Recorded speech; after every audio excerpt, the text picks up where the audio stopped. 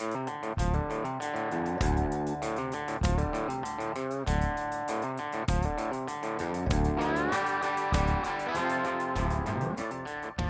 there, and welcome to episode number 91 for the National Land Realty Podcast, where we discuss all things land.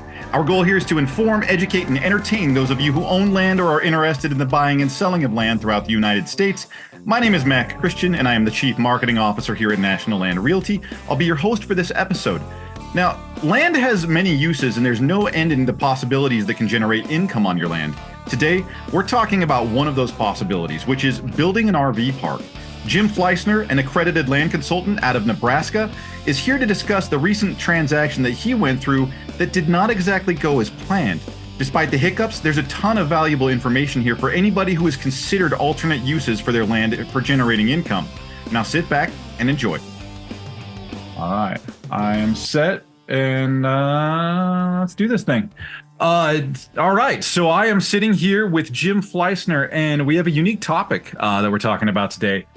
Using your land for an RV park, how to start one, what kind of land works for it, and what to look for. So Jim, what I want to do first, because I always do this, and I always kind of hassle everybody with this. Tell me a little bit about your background, where you work, what you do. Yeah, happy to be here. Thanks for having me on the show, Mac. I am Jim Fleissner. I guess I get to say Jim Fleissner, ALC now, Accredited Land Consultant. Yeah, you finished it. Yeah, finished that. Got my designation last year, so I got to order new cards still. But yeah, I'm licensed in Iowa and Nebraska. And yeah, that's I don't know. That's the long and short of it. That was short and concise. We got right to the point. Yeah, I've been with National Lands for just about 6 years now. So been doing this for a little while, and yeah, it's pretty much my favorite job I've ever had. So excellent. And so this is a unique topic, talking about working with RV parks and land, because I mean, typically when we're talking land, we're talking agriculture, we're talking hunting, or we're just talking basic recreation. It's a place to go and get away from electricity and get your kid off the iPad, right? So the one thing that doesn't get discussed a whole lot, and you know, it's just depending on the guests that we have and you know what we have available, is those income producing opportunities, specific or specific items that produce income, or different uses of land that are sort of off the beaten path when it comes down to how they do provide income. And this is an opportunity for a landowner to be able to rent spots, kind of like it's an Airbnb for land where people hook up their stuff, right? So you know, let's kind of dive in a little bit. What was kind of the draw to the topic for you? We always joke here in the Midwest that like the easy sales are the ones that we're not necessarily a part of. It's just, you know, farmer A sells to farmer B, who's a neighbor, and they shake hands, and that's that. We get drawn into the ones that need a little bit more massaging, or maybe have a little more nuance to them. In this case, I had a client reach out, and they wanted to list their RV park. Well, their personal family playground, I should say. So what it consisted of is like 107 acres total, give or take. About 60 of it is a pond that's all groundwater fed. There's no dams or anything. It's basically a teeny tiny oxbow from the river way back when. And so they have about 28, 29 acres that are tillable acres. And then the balance there was taken up with, they had a big brick, like community building where the bathrooms and everything were. So they have well for running water and septic for the outbuilding, and a big, I think it was like 50 by 50 screened in patio where they had like a movie projector, and they had all their cooking stuff and everything like that. So it's a pretty slick setup. The sellers, they bought it, 15, 20 years ago, used the heck out of it. And now the grandkids are all like college age, so they don't come back to goof around as much as they used to. and families just kind of grown past having that playground available to them. So the client called me up and said, "Hey, we're thinking we want to sell." So that's where we came in.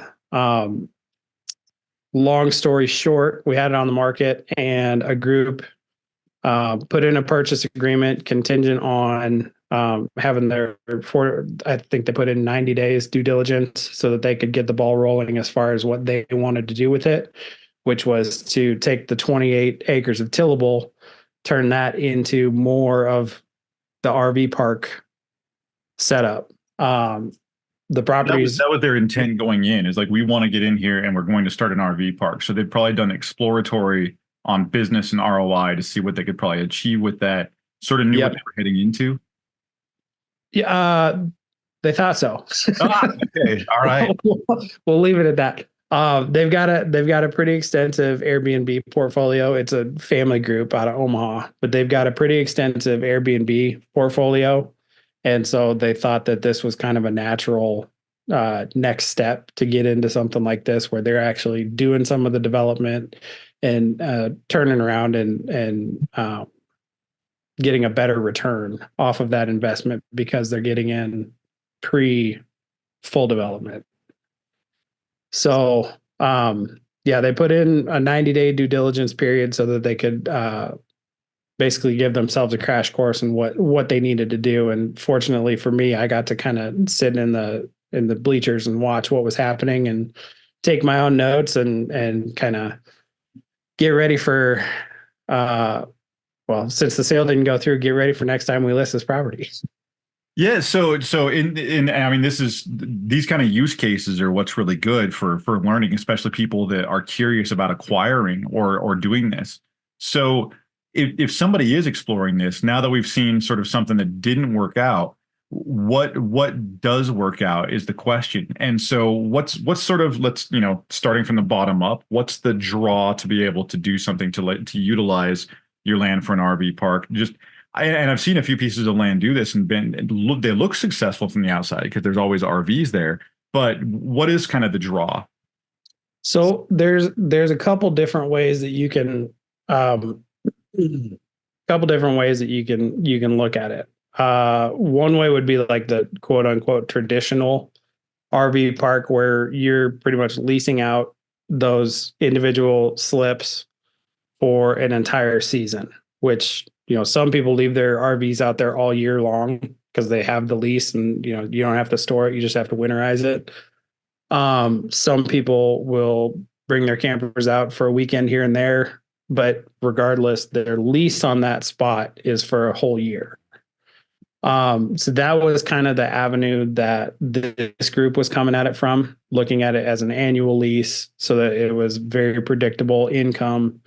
And they could kind of accommodate a few people or a few renters a little bit better than they could just having the turn and burn mentality, which would be case number 2, which would be short-term leases where you're looking at like maybe a week or a weekend or 2 weeks tops. Some of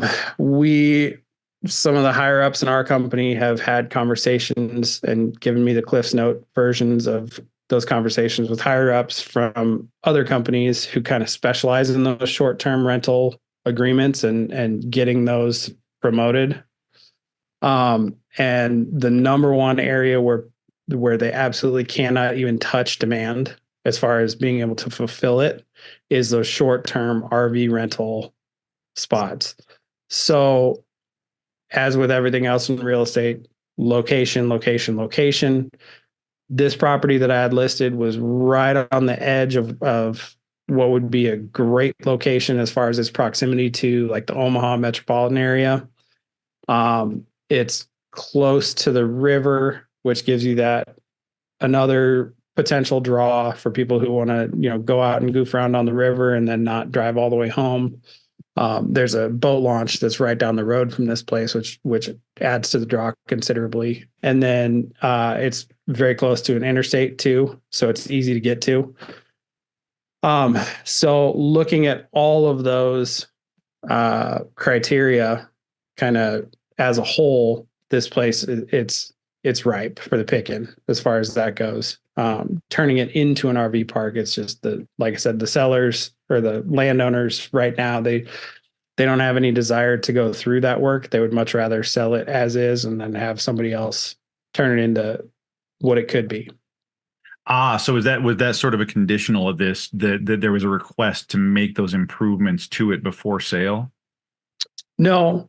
So what we ran into was it was bad timing more than anything. And then, like I said, the group thought they knew what they were getting into, but they weren't quite learned up enough on it.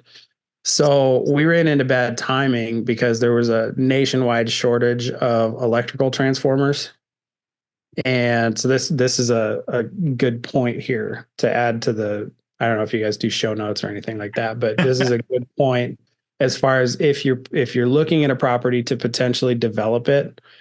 One of the things you need to understand is what the power district is that you're in. Because we're right on the edge of that Omaha, Council Bluffs metropolitan area.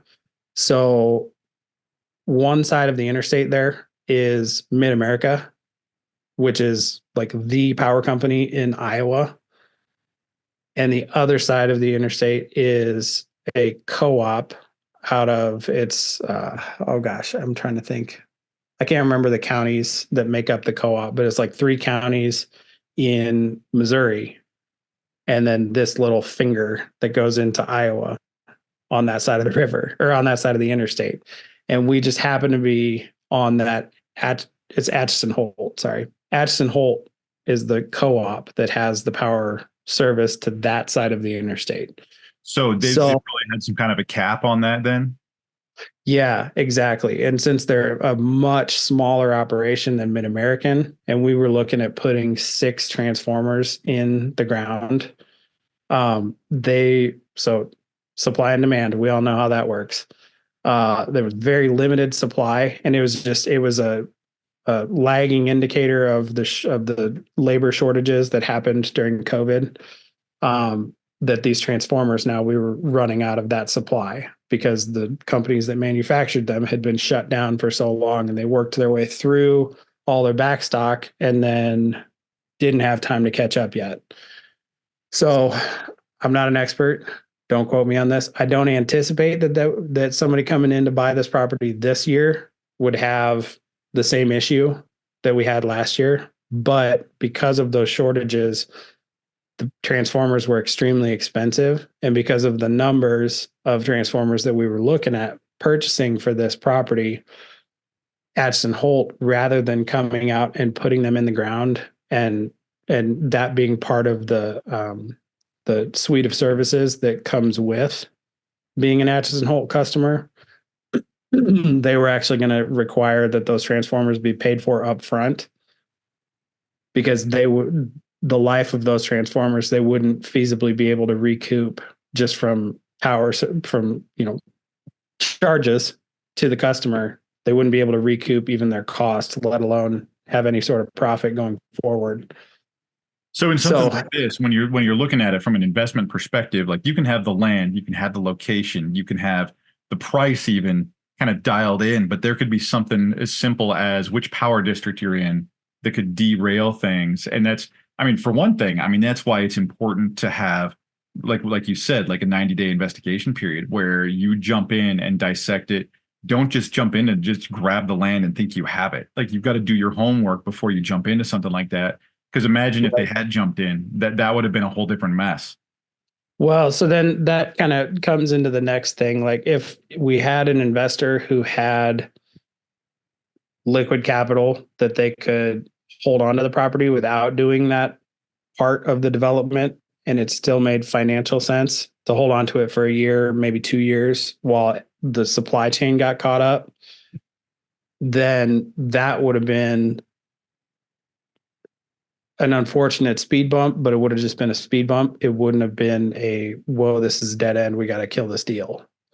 So what happened was, because they were unable to get the electrical in, then the bank came back and said, well, we appraised this as fully developed, full service, everything's ready to go. That's not the case. So they changed their numbers, which then made it so that we couldn't get financing approved. So that's why the deal fell apart. So it was one of those things. Again, they thought they knew what they were getting into. Fortunately, we structured the deal so that they had a chance to figure out what they knew and what they didn't know, and how to learn what they didn't know. And it all, I guess, it wasn't an ideal situation, but nobody's worse off because of it. So at least it was a fair death to the deal. And I think that's a really, really good illustration on exactly why somebody looking to acquire land wants to work with somebody like you or one of the other agents in our company. And just thinking about if somebody, if they just grabbed, I always pick on a residential because it's different, right? Like it's like one of us isn't going to be able to jump in and sell residential as easily, either.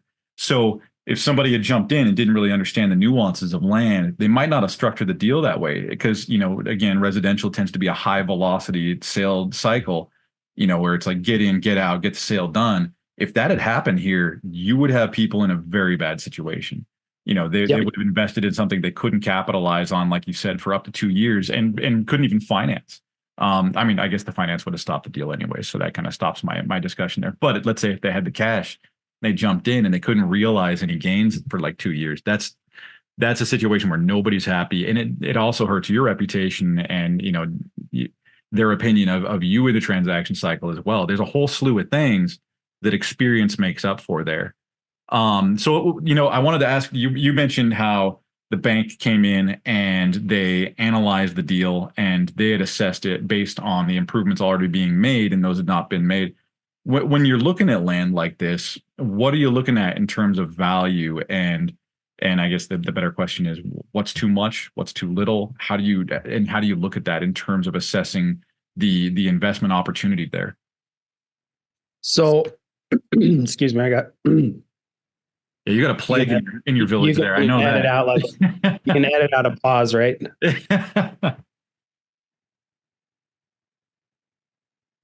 Okay, sorry. So yeah, to answer your question here, it depends, just like everything else, right? That's the go-to answer for a real estate agent. In this instance, again, your number one qualifier for this property is its location. And that 100% has to do with, we've got big seasonal events like the College World Series for baseball. We've got the Olympic trials for swimming. We've got all of the,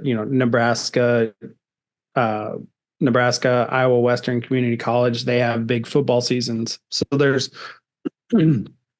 a lot of seasonal draw that brings people to Omaha. And especially since COVID, a lot of people would prefer to bring their home with them in that tenement on wheels, as opposed to flying into town, staying in a hotel, being, shoehorned into a high density, high risk situation where they're exposed to a bunch of people that they've never been exposed to and all the germs that come with them. So post-COVID, definitely we've seen a huge spike in people wanting to be just outside of town, right? In this instance, proximity to Omaha worked in our favor because it does make for a really good location for an RV park, especially since you don't have to go, and you have to go about 90 feet on gravel from when you get off the interstate to when you're into the RV park. So it's, for all intents and purposes, it's paved all the way. You've got easy access because it's right next to the interstate. It's on an exit ramp to the interstate. So it's not, getting there, you don't have to add any extra consideration as far as, what if the weather's bad? Am I going to be able to get the camper out over the minimum maintenance road, or is it going to be washed out? You don't have to worry about any of that stuff. The biggest thing you have to worry about where we were at is that it is still a 45 minute drive into Omaha for all those seasonal events, like I said. So it's pretty close, not super close. For a lot of people, that's kind of the draw. And at the same time, there's plenty of stuff to do. Like I said, there's a 60-acre pond that's got all kinds of fish in it. There's you're 5 minutes outside of the town that's right there. If you need to go in for groceries, or you need to go get gas, or you need to, you just don't want to cook, so you want to go get pizza, there's a Casey's right there. So it's that mesh point of convenience of having all your stuff from town, but also being out. Forgot what the question was. Well, I was curious about like the value on land. Like, did you run an assessment on sort of like what the monthly average per unit would be in a situation like that, and versus, because what you're looking at is you got to offset what you put in versus what you can get out. And right. Did you come up with any? It's going to be relevant on where you are and stuff, I realize, but was that something that you ran, and was that part of the equation when you were developing this? Yeah. So this was part of what the buyers were doing on their due diligence side, that I was privy to, because I was a dual agent on this deal. So they had their own spreadsheet of what they were looking at, and in a nutshell, it was just a return on investment spreadsheet. Yeah. And you have your carrying cost of the property itself, the loan that's attached to the property. You have your carrying cost of any construction loans you have to take out, and you have to consider those, because they are going to be monthly expenses that you're kicking out, even though you're not necessarily bringing any money in just yet. Right. So they had their spreadsheet that they used, and they have an electrician that's in the family. They came out and did an estimate for them as far as taking service out once we got transformers in the ground. We had an estimate from the power company to put the transformers in the ground and hook up service to them from the transmission lines. We had an estimate from a dirt work contractor who would come in and do the dirt work. There wasn't a lot of dirt work to do except compaction. Do the dirt work and then put gravel on top of it so that it kind of matched what was already there. We had an estimate from the septic company to what it would take to put a dump site there. Or we also had an estimate for him to come out and just pump on a one-off basis. He had the capability of hooking directly to the RVs and pumping out their black tanks. So we had all of those contractors had come out and given us estimates on that stuff. And obviously you have to consider that there's going to be overages on every one of those potentially. So when it was all said and done, and we had all those numbers, we had all those loans that we had to service, and then we were able to put together a pricing model for each slip that would then suffice to give us that return on investment. So where we're not just breaking even as far as the interest and everything goes, but we're actually able to make some profit in that regard. So the next step after that was to kind of test the water and see if there would be interest in that. And so they put together a website and got everything up and running. And they actually had a pretty extensive list of people who were ready to put down a deposit so that they could have one of the slips. So all of that went into that bank decision. And that was where we came up with our numbers that were not just completely pulled out of the ether, but had a little bit of substance to them so that we could actually tell the bank, like, this is what we see. These are our projections. And if you look at it here, we're going to be making money and we'll have no problem servicing the loans. So that's kind of from a very vague answer to the question. Those were the steps that we went through to make sure that it was a viable business plan. And that's ultimately when we went in to the bank and talked to them, we told them we need this appraised as if it was finished. So it's a when finished appraisal. It's not an as is appraisal, because as is appraisal, the property's worth what it's worth, undeveloped or, partially developed. Yeah, so you're making sure in this case, and I'm just assuming here because we haven't said the word, but I'm assuming this is not a land loan. This is a small business loan, is what they're looking at in this situation, right? Yeah.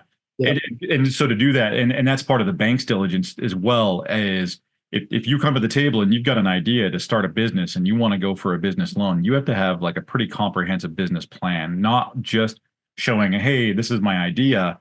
You've got to be able to show the numbers. This is what I expect to make monthly. This is what, and exactly kind of what, the question was in the beginning was, what am I going to charge per unit? What's my cost in, and what am I bringing in? What's coming out of that? And does it equalize? Does it pull profit? Those kind of things. And that's what they're going to look at, because, if they're going to give you money, they got to get that money back. When people are going into this, we kind of talked a little bit beforehand, and you were talking about suppliers and stakeholders, people that you're working with on this. Tell me a little bit about that. What somebody has to consider when they're working with, and I want to make sure that I use as much layman terms as possible. If we're saying a word like stakeholders, it just means people with an interest in the situation. So if it's a business partner, if it's somebody who's loaning you money, if it's something like that, but tell me a little bit about that relationship and sort of what people have to consider. Yeah. I think the biggest thing that I could say, like just advice wise, the golden rule definitely applies to business as well. You definitely, as the old adage goes, you catch more flies with honey than vinegar. You want to make sure that, kind of off of what you were just saying, you want to make sure that you know what you're talking about, but you don't necessarily present it to the parties involved as, I know this and anything else you say is wrong. I'll leave it at that. And that's sage advice for anything. It is funny because it's not just, that's not just land. That's commerce. It's residential. It's everything and anybody. You get those parties that have sort of that attitude of like, my favorite is to look at it like Facebook Marketplace. Like, I know what I have, and managing it, and kind of, if you're a difficult person, things are going to be difficult for you.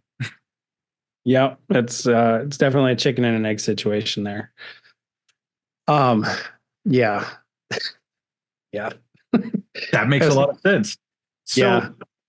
How do you manage expectations in a situation like this? So what you're talking about is people that came in and they had, I don't want to say cart before horse, because, they had an idea, and that shouldn't be shot down, having an idea. Right. But I'm guessing there's a fair amount of dream in this. There's emotions that get tied into it. There's any number of things that when you get, and I don't know if it's anything like me, like I get the destination in mind and then I go chase. And I think a lot of people do that. But if your emotions get tied into it and then it doesn't go that way, you have to be able to adjust, or things are going to be hard. So how do you, as an agent, sort of like manage those expectations, and how does that relate to the person in the sale? Because I think that we can talk about it from our side all we want, but that doesn't help anybody listening that is interested in this kind of thing. How does somebody in that situation manage their own expectations? There's nothing wrong with dreaming. Like you said, having a destination in mind. In my eyes, that's the first step, is having the destination in mind, knowing what you're trying to get to, and then the planning part is where the cream separates, right? So in this instance, again, timing is a huge factor, because since we had this deal fall apart, interest rates have gone up like 6 points, right?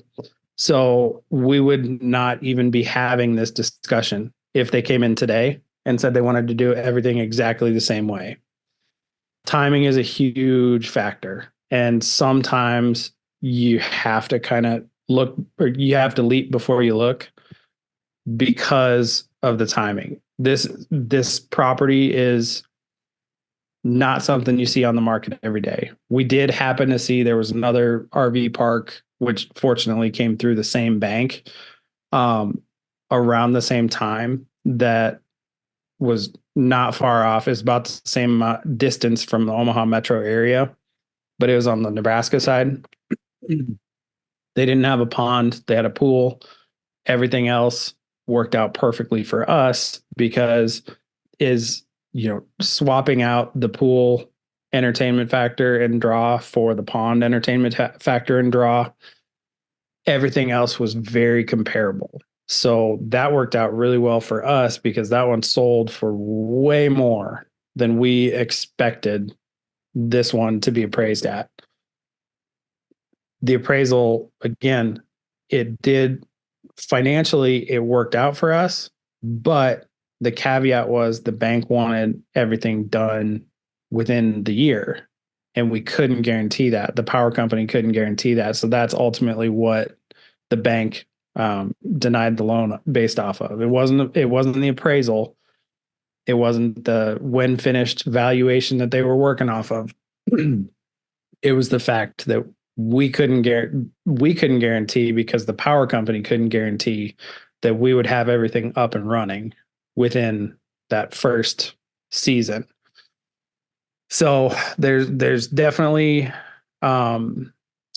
there's, in any deal like this, there's a cart and there's a horse, and you have to figure out what the timing is to be able to put them in the right position relative to each other. So ultimately, timing was the biggest thing, with a sub point of maybe it would have worked out better if they had one more person in that party who was bringing in one more bank account that was tied to this, just to deepen the pockets a little bit and give them that carrying capacity that they ultimately didn't have.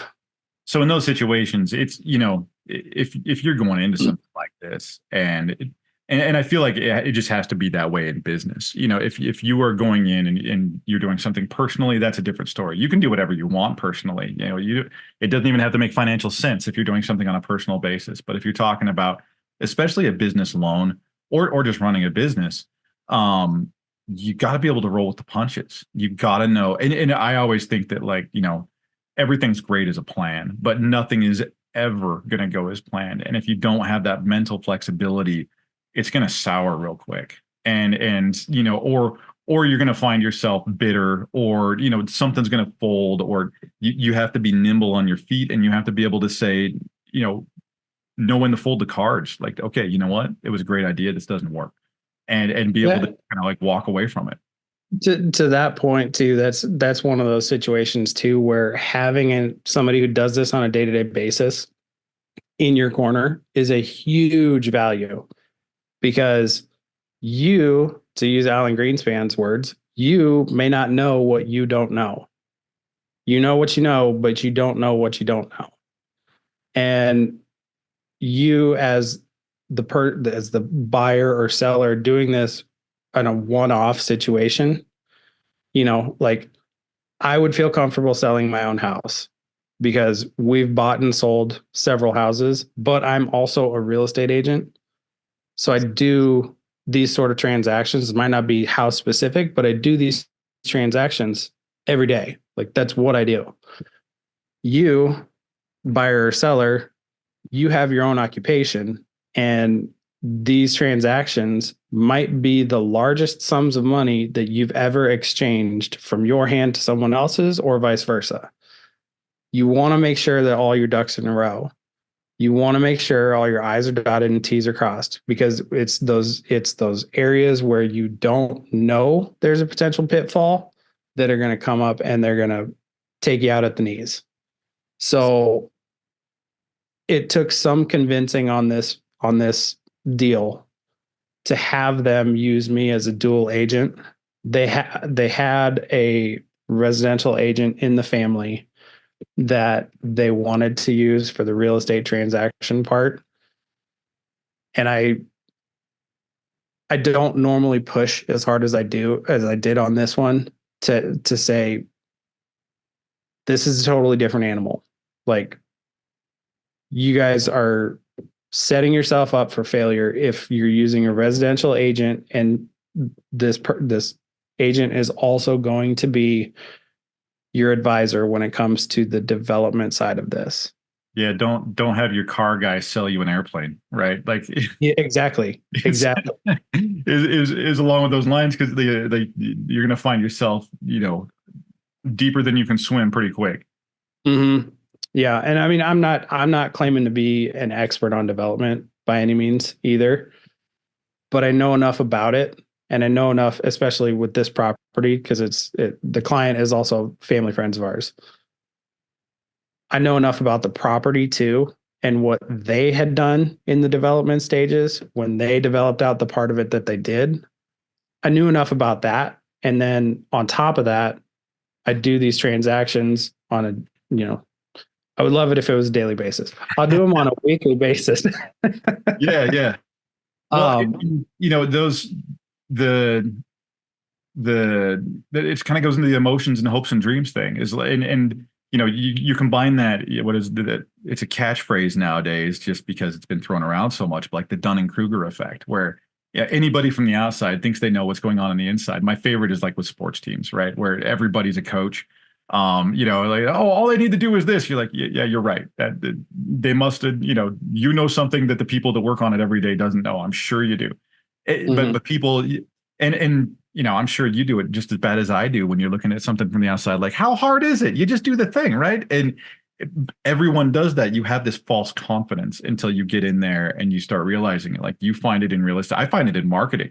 At different points in my career, there's always somebody that comes in like, oh, come on, marketing's easy. You're like, okay, tell me how it's easy. Yeah, you just got your logo out there, right? You just make a nice logo and you put it out as much as possible and people buy stuff. Like, yes, that's exactly, it's, you got to placate it on some level, but everybody has that. And I think, you'd probably agree that in your role, it's a lot of management of that, like managing that expectation of like, okay, yes, you might know some things and you might know a lot of things, but you're not going to know all the things. Yeah, I would relate it to, speaking of marketing, I would relate it to the commercial that's going on TV right now where the guy pulls up directions and he is talking to his phone and saying, well, you don't know the back roads, you don't drive these every day. That's basically what we're here for, is Yeah. we're the local know-how. We're a wealth of knowledge on this stuff, regardless if we tell you we are or not. We have a ton of experience doing this. Most people in their lives, I would say, this is totally conjecture. Most people in their lives probably have up to 5 real estate transactions that they ever go through in their entire life. That's by far the vast majority of the general populace. You have a handful of percentage who fancy themselves as real estate investors, who in this case, Airbnb was their investment avenue, right? They thought they knew exactly what they were getting into. But because I, again, am doing this on a day-to-day basis, like one of them was a doctor, one of them was a lawyer, one of them was a retired firefighter.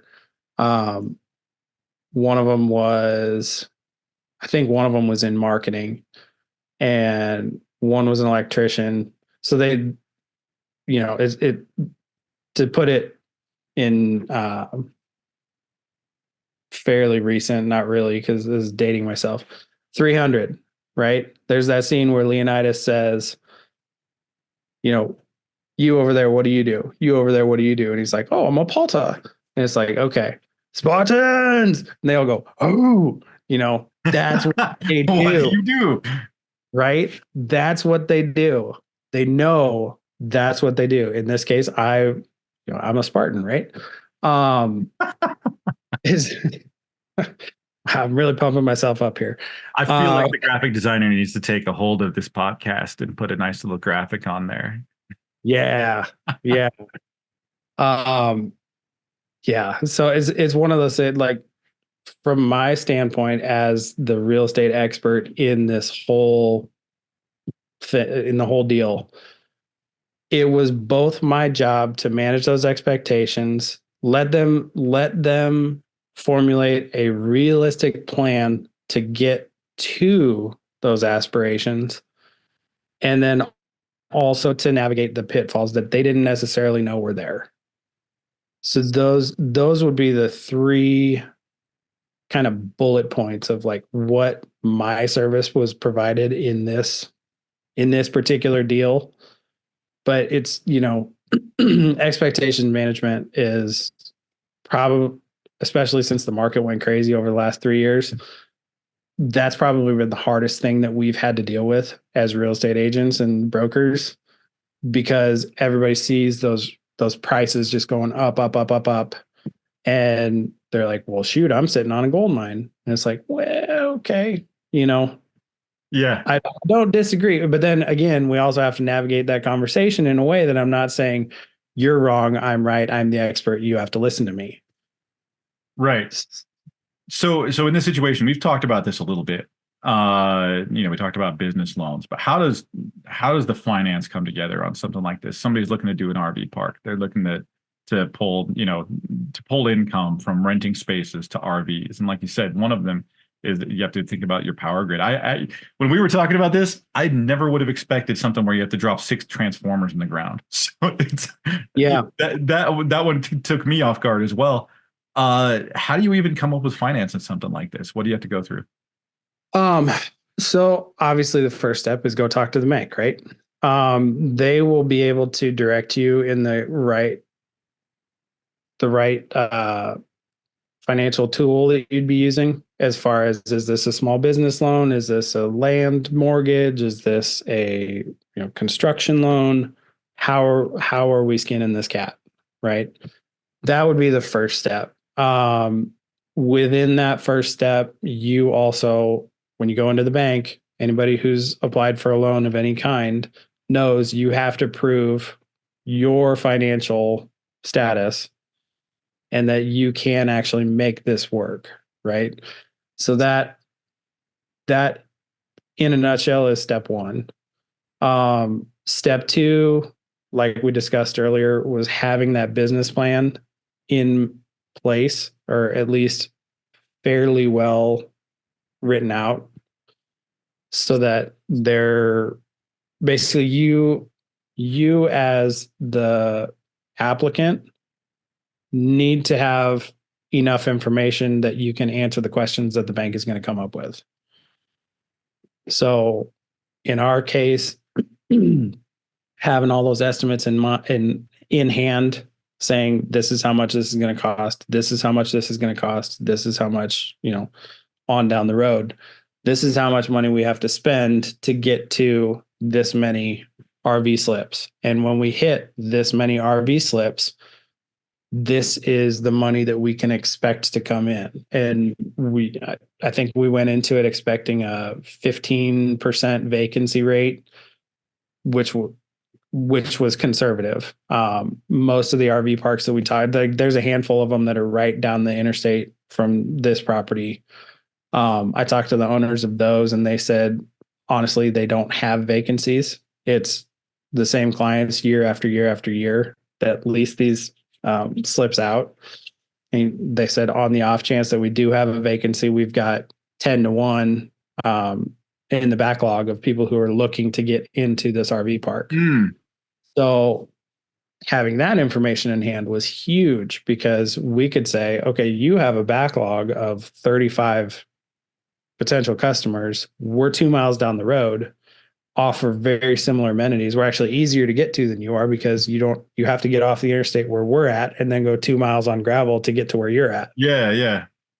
So getting some of that inside information is paramount. And I used to meet up regularly with a small business lender here in Idaho, and at one point, I remember somebody talking, and they'd received a business loan for, it was a bicycle bakery. Like, it was somebody who baked pies, rode around on a bike, and sold the pies. They got a small business loan for that, which is, I was listening to that, like, that is a really cool, unique idea, but doesn't make money. And this person was killing it, like, just absolutely slaying. But when they were talking about getting the loan, they had to sit down with the bank and be like, okay, so it's this much per pie of flour, and this much per fruit, and this much sugar. This is the inputs. I'm going to ride around with 20 pies. I'm going to sell the pies for this much. I've sold this much in the past. I need to sell this much in order to make it, like, that. Straight up flour, fruit, and sugar. And how do you do it? Whether it's a bicycle pie seller or an RV park, or a sporting goods store, it's going to be the same things. I need to get this. It's going to cost me this much. I'm going to sell it for that much, and I need to do this much business. And based off of analysis with similar businesses, this is what I can expect.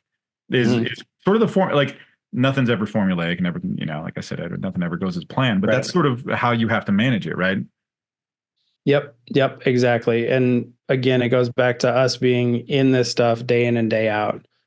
When they were going in, we were waiting on the appraisal for our property.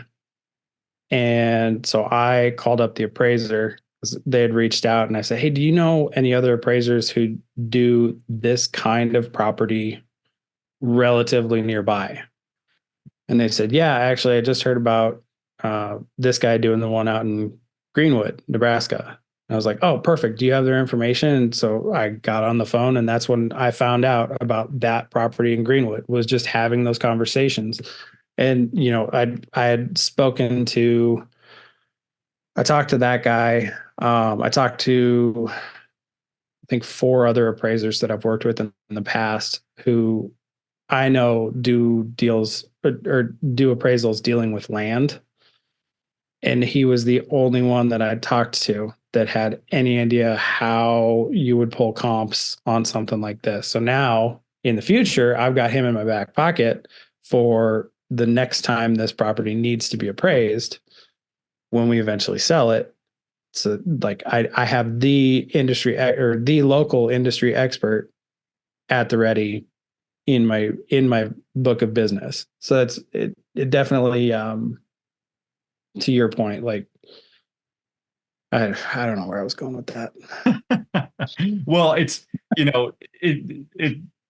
I think I'm picking up what you're putting down as far as your experience. It goes back to us being in this day in and day out. Exactly. You're going to pick up information and context, like how, if I'm looking at doing an RV park, what's the chances of me having information from another RV park and how to do things in a very specific way. And, this is something that I'm probably never going to get across to my sons because they're my sons, right? But I always talk about the Graybeard discount. And it's like, so here's the deal. Like, when you get an opportunity to listen to a Graybeard, which means, any old person with gray hair, you aren't just getting a piece of information and an opinion. You're getting 30 years more experience than you have in what you're about to do. And it's somebody who's made all the mistakes that you're about to make. You can stop from having all of those mistakes by just listening for 5 minutes. Now, my sons will never listen to me, but they may listen to another Graybeard, and that's the point. The key to that, though, is you have to ask questions, right? Right. The kicker there is, like, the more experience you get with those conversations, the more you know what questions to ask and how to phrase them. And again, going back to more flies with honey than vinegar, you have to build that rapport so that they don't think you're a total jerk. Somebody that you've had a conversation with a time or two, and that you enjoy talking to that person and they enjoy talking to you, they're going to offer up so much more information than you could ever possibly have asked for and gotten, just because they know you, they like talking to you. And again, it goes back to, we do this day in and day out. These are our people that we talk to on the regular. It might be once a month, it might be once a quarter that we talk to them, but you see their number pop up. You say, "Hey, Mike, how are the kids? I last time we talked." It's the silly old sales tricks. Michael Scott was really good about color coding his Rolodex and figuring out the topics to talk about and not to talk about, right? Well, and I would even argue, like, because you were talking about somebody that likes talking to you, and I think that those in land sales, right?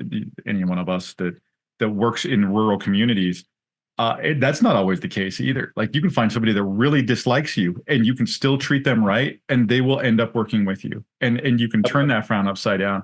Because just in rural sales and it's rural communities, there's an insulated, protective atmosphere, and for good reason. Like, a lot of people try to take advantage of those communities, but going in there and trying to hardball somebody, you're going nowhere. And if you go in and just treat people right, do what you say you're going to do, and act right, you're going to end up being able to work with somebody. Knowing that ahead of time, knowing how to do that is half the battle with real estate. The insider knowledge is huge, and then just knowing how to work with people and knowing the area. And there's also that. Let's take another example of, if somebody's coming outside and looking to invest, they're the outsider. They will not be treated fairly. Having somebody to work with them who is from that area, and I always call it it's like the hillbilly street cred. It's like, do you know so and so? Like, if you don't have that, they're not opening up to you. They're not gonna tell you things, because they're guarded. And like I said, because there are bad actors that take advantage of those communities. They're insulated for a reason. And when you're working with somebody that works with land and knows that community, that's another reason to do so, to work with somebody like that. Because again, you might know it all, but if you're not from that area, you don't have a leg to stand on in that situation. Mm-hmm. Yeah. It's definitely City Slickers is the movie that comes. Sorry, I speak in movie quotes. City Slickers is the one that comes to mind in this analogy. Yeah, it's exactly New York City. Yeah, no, that's not City Slickers, but you get what I mean. Yeah. No. So yeah, I appreciate that. This is a cool situation. It's a really unique scenario. It's it was funny because when I was talking about doing this podcast with you, my director lives in Texas, was all fired up because she's been looking at doing exactly this in an RV park, and I'm sitting there like, who? Really? Like that's a thing? Okay, that's a thing. Let's talk about, yes. And I've seen them go up, and they're always full. I had never thought about it, and it's an opportunity that's out there. Yeah, it's and it's as an investment property too. It's not. I know we were joking that at the beginning. I think before we were even recording, we were joking that it's not a trailer park. It is an RV park. But it's one of those things, like, if you're looking at investing in real estate, an RV park / trailer court it's a really solid way to get into real estate investment, because the model is proven and replicable. And it's a known quantity. It's a known variable, I should say, where you can get a pretty good handle on it just based off of the fact that it is what it is. So it's definitely one of those two. Like, I can't harp on this enough. If you're thinking about investing in real estate and there is a trailer court of any kind that's available around you, especially if it's already developed and all of the actual trailers are owned by your tenants, it's huge for an investment, because you pay that one lump sum and then you are printing money from there on out. Yeah, there's definitely opportunity there. Mm-hmm. Well, excellent. Well, Jim, I appreciate your time. Thank you for the information. Thank you for case studies I can't get enough of the case studies, because in any case study, there's something that somebody can listen to and pull something out of that can help them. So greatly appreciate your time on this. Yeah, thanks for having me again. Like I said, I enjoy sharing my lessons that I learned, Sometimes, those lessons come at the price of a nosebleed. Sometimes, they come at the That's price. why we share, so other people don't get the nosebleed. Yeah, which brings us back to the whole Graybeard discount. Yes. There's so much price of admission that has already been paid that if they offer that advice, just know it's coming from a place of that kind of startup cost. Excellent. Well, thank you, Jim. And hey, if you're in Nebraska or Iowa and you are contemplating building up an RV setup and you're looking for land to do that, Jim Fleissner. Yeah, I'd be happy to help you. Look me up, nationalland.com. Excellent. Thank you, Jim. Thank you. This concludes episode number 91 for the National Land Realty Podcast, discussing what to consider if you want to build an RV park on your land with Jim Fleissner, ALC from Nebraska. You can learn more about land ownership and the buying and selling of land at nationalland.com.